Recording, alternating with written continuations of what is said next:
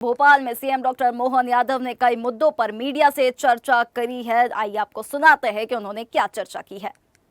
देश की आज़ादी के बाद अगर पलट के देखते हैं तो हमारे कई ऐसे उत्कृष्ट अधिकारियों के अपने किए गए कामों से आज भी हमारा ये जो स्टील फ्रेमवर्क बना है, जो लोकतंत्र को मजबूती प्रदान करता है, देश को आगे बढ़ाने में मदद करता है। मेरी अपनी ओर से बधाई।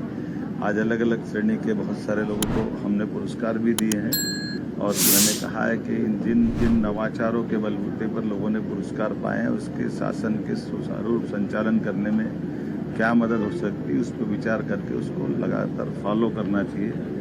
मेरी अपनी ओर से बधाई। ओबीसी आरक्षण को लेकर के हमारी सरकार स्पष्ट है। हर हालत में ओबीसी आरक्षण के 27% के स्टैंड पे हम कायम भी है। हमने सॉलिसिटर जनरल से भी कहा है और जिस प्रकार से ओबीसी आयोग की रिपोर्ट हमारी पूर्ववर्ती सरकार श्रीमान शिवराज सिंह जी के समय आई थी, हमने उनके परीक्षण करने के साथ साथ जितने भी लोगों ने इसमें रिट याचिका लगाई है उनको भी बुलाकर हम संवाद करेंगे कि हम कुल मिलाकर के हमारा सबका उद्देश्य सर्वहारा वर्ग के लिए है और इस खास करके सभी वर्गों की दृष्टि से यशस्वी प्रधानमंत्री के नेतृत्व में सबका साथ, सबका विकास, सबका विश्वास, सबका प्रयास, इस भावना के आधार पर सबका कैसे हित भी बन सकता है उस पर हम काम कर रहे हैं। मैं मान के चलूँगा कि बहुत जल्दी अच्छे परिणाम आएंगे। राहुल गांधी का ये रिकॉर्ड रहा है कि वो देश की इज्जत बाहर जाकर बिगाड़ते हैं।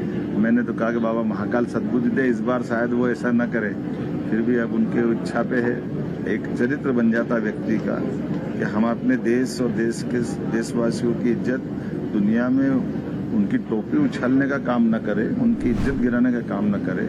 राजनीति करना है तो देश के अंदर आपका प्लेटफॉर्म है, आपकी पार्टी है, पार्लियामेंट के आप माननीय सदस्य हो, वहाँ रखो, आप जो बात रखना जैसा कहना कहिए। लेकिन विदेश से कोई देश का नेता ऐसा नहीं, किसी देश का भी, जो आकर के किसी और देश में अपने देश के इस प्रकार के माहौल बनाता है। पर ये कांग्रेस का चरित्र और कांग्रेस के लोगों को चाहिए कि वो अपने नेता को कंट्रोल करें। लेटेस्ट खबरों के लिए लाइक, फॉलो और यूट्यूब पर सब्सक्राइब करें, बेल आइकन दबाएं, साथ ही विजिट करें swedishlive.com पर।